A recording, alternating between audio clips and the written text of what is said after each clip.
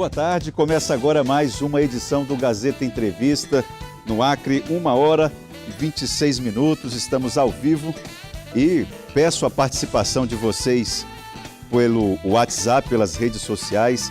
Aqui ao meu lado está o comandante da Polícia Militar do Estado do Acre, Coronel Mário César. Obrigado pela sua vinda aqui ao programa. Coronel, eu já vou aproveitar a sua vinda aqui e respeitar aqui a vontade do telespectador que, quando viu o anúncio da sua entrevista no Gazeta Alerta, já tratou de enviar aqui as perguntas. E uma das perguntas que são mais recorrentes aqui diz respeito ao concurso, aos aprovados no concurso da Polícia Militar e da Polícia Civil. A Alex pergunta, tem mais 2 ou 3 telespectadores que perguntam quando é possível ter a certeza de que serão convocados os aprovados no concurso da PM e por que o governo não fez isso até agora. Boa tarde, agradeço o convite para estar aqui hoje. E com relação ao concurso, que é muito esperado, muitas pessoas ansiosas, e a Polícia Militar também está ansiosa por esses policiais, o que nós percebemos é um esforço grande do governo do Estado em realizar e chamar os candidatos, né, que foram aprovados esse ano ainda. Como todos sabem, o governo recebeu um legado muito negativo e a questão financeira do Estado é muito complicada. E isso justifica o não chamamento até agora? Eu acredito que sim, né? Eu acredito que o esforço do governo, nesse momento, vem para manter o salário dos servidores. A folha de pagamento é muito pesada e já superou os limites permitidos.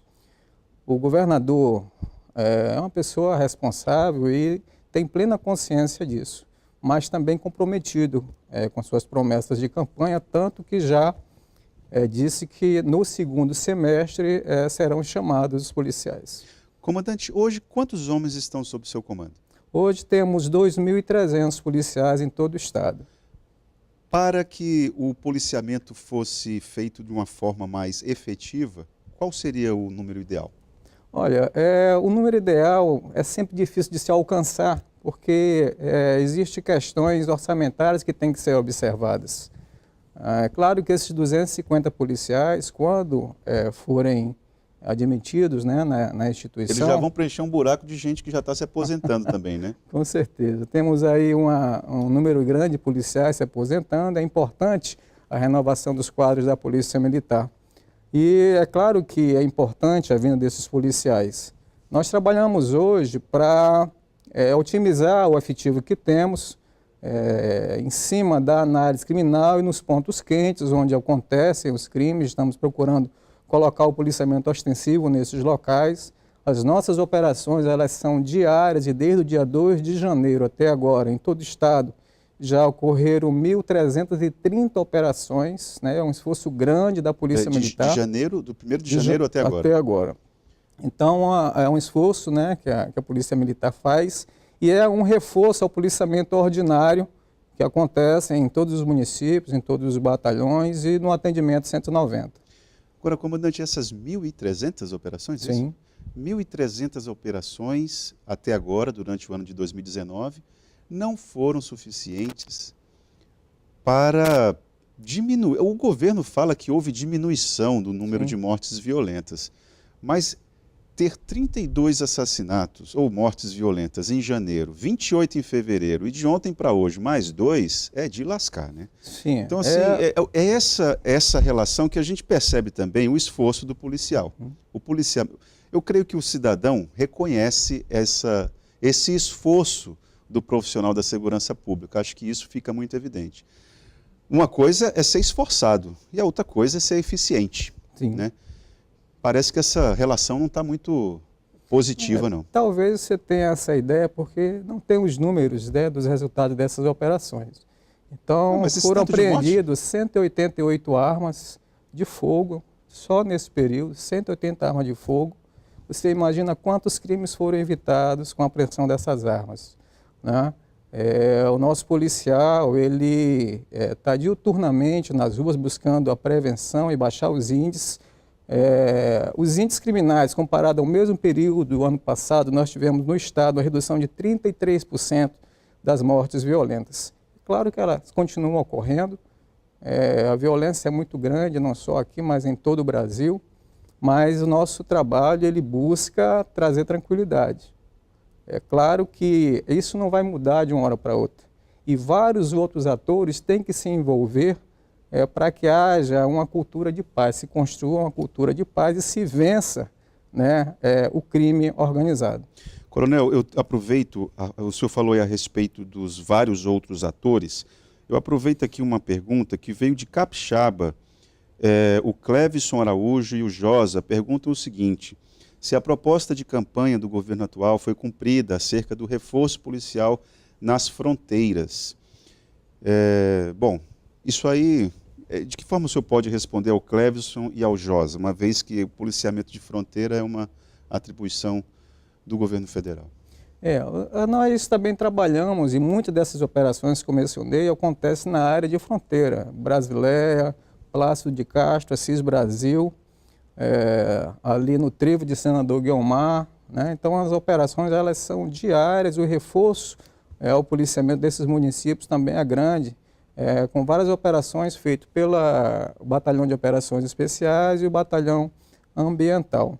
É claro que o reforço do efetivo só vai ser possível com a vinda de novos policiais, o aumento do nosso efetivo.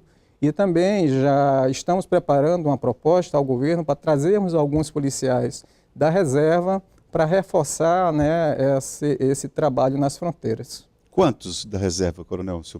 Estamos fazendo um encaminhamento para trazer 150 policiais da reserva. É claro que após uma seleção e testes físicos e exames de saúde.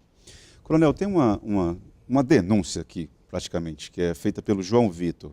Boa tarde, aqui quem fala é o João Vitor, do bairro Belo Jardim 1. Eu queria saber se a Polícia Militar pode entrar nas nossas casas sem mandato, porque entraram aqui na minha casa e agrediram todo mundo. Essas operações, eu fico só imaginando, em bairros, nessas áreas quentes que o senhor se referiu, áreas quentes são áreas onde a violência é maior e a polícia precisa atuar de forma mais ostensiva. Numa situação de estresse, de troca de tiro ou coisas do tipo, como é que o policial faz aquela peneira de nesta casa eu não entro, nesta aqui eu posso entrar chutando balde? Como é que... É a questão do treinamento e da legislação, né? Então, todo policial, o soldado, para entrar na polícia como soldado, ele passa por um curso de pelo menos 8 meses. E tem muito de legislação penal e processo penal e a instrução de abordagens e várias outras. A questão de entrar numa casa ou não, ela está ligada ao mandado. Se não tiver mandado, tem a questão do flagrante. Então, se ele está numa ocorrência em flagrante, está em perseguição, e de repente essa pessoa que está sendo perseguida entra numa casa, ele tem o dever, a obrigação de também entrar lá e fazer a prisão. Se tiver acontecendo um crime dentro dessa casa, e o policial está ali, ele tem um dever de evitar esse crime. Então, a questão do flagrante é que pode motivar essa situação. Fora disso, é uma situação irregular e nós temos a corregedoria nossa para fazer as apurações. Então, o João Vitor, caso se sinta agredido, desrespeitado, pode procurar a corregedoria com elementos que comprovem o que está dizendo. A nossa corregedoria funciona no antigo Fórum Barão do Rio Branco, né? Ali houve uma cessão de um espaço pelo Tribunal de Justiça e funciona hoje lá no centro da cidade. Basta procurar e prestar suas declarações. Porque eu espero que o senhor compreenda, comandante, assim, às vezes o cidadão, por exemplo, o João Vitor mora no bairro Belo Jardim. É um bairro de periferia. Para o cidadão comum, que ele vê uma atuação seletiva por parte do policial militar. Ora, no bairro Belo Jardim, eu entro de uma forma, lá no condomínio IP, o policial age de outra. Então, assim, eu espero que o senhor compreenda essa forma, porque digamos assim, que tem lógica o questionamento feito pelo João Vitor aqui. O policial ele tem que seguir a lei, né? E a lei é igual para todos. Então, ele tem que agir na situação de flagrante, sendo na chácara IP ou sendo no Belo Jardim da mesma forma. Então, se há necessidade de entrar na casa, se a lei permite isso, ele tem a obrigação de fazê-lo, independente de onde seja, com quem seja. Coronel, uma outra situação que é interessante a gente refletir sobre é quando foi criado o Instituto de Administração Penitenciária para a formação daquela figura do agente penitenciário, foi avaliado como se fosse um avanço na gestão pública na área de segurança. Diante de tantas blitz que são feitas lá nos presídios, e são blitz rotineiras, e nessas blitz, rotineiramente também, se encontra drogas e celulares. É como se fosse enxugar gelo. O senhor avalia, na sua avaliação, na sua leitura, melhorou sem os policiais no ambiente de penitenciária ou piorou? Dá para mesclar as duas coisas? O que eu posso dizer é que melhorou porque o efetivo que nós tínhamos antes, cuidando do presídio e trabalhava na parte externa, hoje nós estamos com ele na rua. Apesar de mantermos a guarda externa, né, do presídio, e é função nossa fazer isso, melhorou sim, com relação a esse efetivo que nós recebemos. Com relação a você encontrar ilícitos dentro de presídios, isso se deve a falhas de segurança, de estrutura, né, e ocorre em todos os lugares. Sim, Qualquer sim. presídio onde é feito um pente fino, é encontrado celular, é encontrado droga. E isso pode entrar de diversas formas, né? Em próprio São Paulo, em presídios de segurança, já tentaram colocar objetos com drones. Então, assim, o preso ele passa o dia pensando, né, no que vai Qual ser a danação que ele vai beneficiado. fazer? Ele tem tempo para isso. E cabe aos agentes de segurança estar dificultando isso. Agora, temos um problema sério de estrutura. Nós precisamos de presídios mais seguros, né, de mais restrição ao direito de presos, que eu acredito que tem que ter. Eu acredito que a legislação brasileira ela é muito branda e a legislação penal também. Porque ela restringe o direito à liberdade. Na parte da lei de execuções penais existe muitos benefícios ao preso. Eu acredito que tem que haver uma mudança na nossa legislação em todos os aspectos e no sistema prisional da mesma forma. Coronel, o Carnaval de 2019 foi bem tranquilo, de fato, né? Para 46 ocorrências formais, é esse o número Sim. que o governo está divulgando. Que elementos explicam esse número tão baixo? Olha, assim, é bem interessante porque aqui em Rio Branco, desse número de ocorrências, nós tivemos 14 pontos onde houve carnaval e apenas 3 ocorrências, né? Houve um planejamento prévio, é claro, houve o aumento do efetivo nas ruas com viaturas também. Todo o nosso pessoal administrativo, os quartéis foram fechados e foram trazidos para o serviço. E aqui em Rio Branco, além do reforço e do empenho dos nossos policiais, que isso deve ser ressaltado, né? A questão dos locais sendo descentralizado, normalmente a organização era feita por familiares, por amigos. Então foi um carnaval entre familiares e amigos. E eu acredito que esse também é um dos motivos dos bons resultados aqui na capital. Coronel, tem aqui uma pergunta do Edson Costa, do bairro Floresta Sul. Ô Edson, não sei se eu vou traduzir a sua pergunta de forma adequada. Ele colocou assim: hoje temos em pontos estratégicos carros da polícia com sirene ligados. A Polícia Militar tem planos de aumentar esse sistema de segurança? Porque às vezes ficam aqueles carros com 2 ou 3 guardas, sim, com a sirene ligada, com aquele giroflex ligado. Ele está perguntando aqui se existe como, tem planos para ampliar essa forma de fazer segurança.